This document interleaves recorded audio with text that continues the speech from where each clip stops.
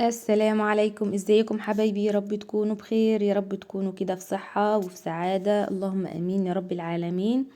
النهاردة هنعمل مع بعض الترشي او المخلل المشكل. طريقته سهلة جدا جدا، ويلا بينا نبدأ ونقول بسم الله، اللهم صل وسلم وبارك على سيدنا محمد. زي ما انتوا شايفين انا هنا معايا قرنبيطة، جبتها كده وغسلتها وقعدت افصص فيها وردات صغيرة زي ما انتوا شفتوا كده. تمام. وعندي بقى انواع من الخضار. يا ريت يا بنات اللي اول مرة يزورني في القناة ما ينساش يدعمني علشان القناة تكبر بيكم، ويضغط اشتراك او يفعل زر الجرس على الكل علشان توصله كل الفيديوهات، وكمان يضغط لايك علشان اللايك هو اللي بيوصل الفيديو لأكبر عدد من المشاهدات. تمام كده، علشان انتوا بتتفرجوا على الفيديو وبتنسوا تضغطوا اشتراك.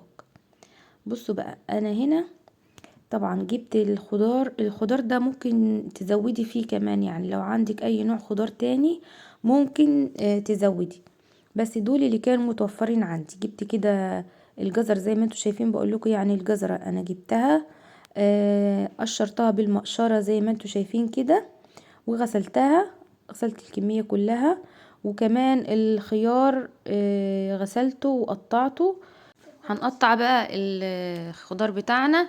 الخيار طبعا هنقطعه تقطيعته هو واللفت بتكون كبيرة عن الجزر والقرنبيط، يعني القرنبيط نفصصه كده وردات صغيرة، والجزر نقطعه برضو تقطيعته تكون صغيرة. اما الخيار واللفت نكبر التقطيعة بتاعتهم علشان مش بيستحملوا، بيستووا بسرعة. تمام كده.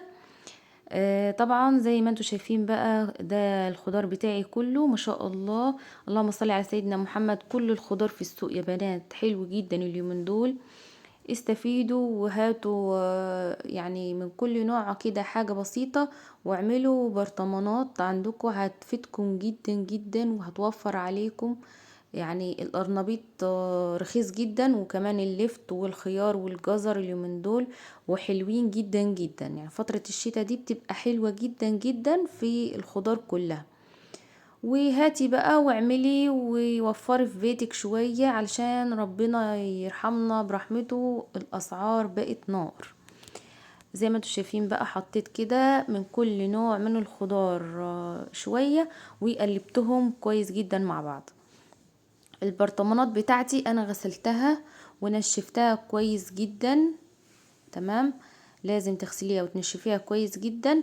المية بتاعتي انا حطيت مية غليتها قبل ما ابدأ في اي حاجة علشان تلحق تبرد معايا.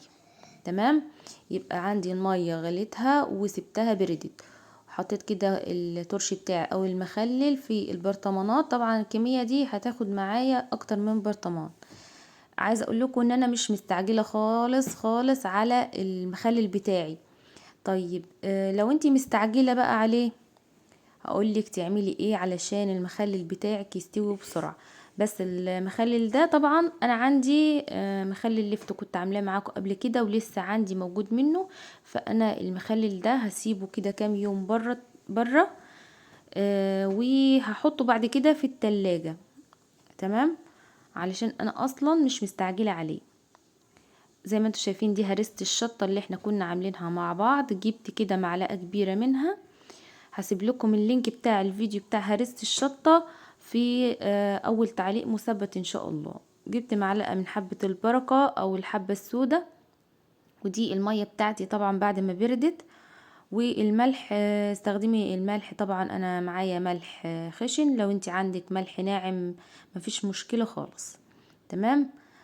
هقول لكم بقى هنعاير ازاي. لو هتستخدمي بالكوباية اللي هي المج العادي اللي بتاع الشاي اللي في كل بيت، هتحطي على كل مج او كل كوباية معلقة ممسوحة من معلقة كبيرة ممسوحة من الملح.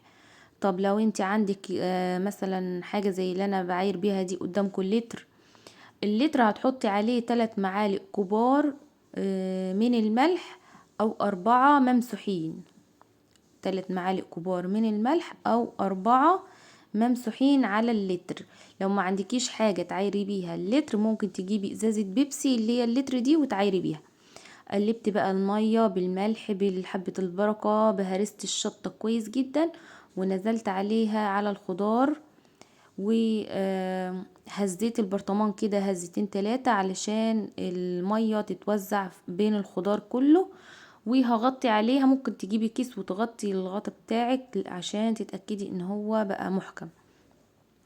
انا هسيبها كده بره التلاجة اسبوع، وبعد كده هحطه في التلاجة علشان انا مش مستعجلة عليه ومش هستخدمه دلوقتي. تمام. انتي لو عايزاه يستوي معاكي بسرعة، اقولك بقى تحطي عليه نص كوباية خل معلقة سكر كبيرة، تمام، على البرطمان ده هيسرع لك عملية التسوية وهتاكلي منه بسرعة. زي ما انتوا شايفين المخلل بتاعي اهو. اتمنى بقى ان الفيديو يكون عجبكم، وما تنسوش تدعموني باشتراك في القناة وكمان لايك كبير منكم عشان القناة تكبر بيكم. وربنا يا رب يصلح حال بلدنا وحال أمة محمد أجمعين.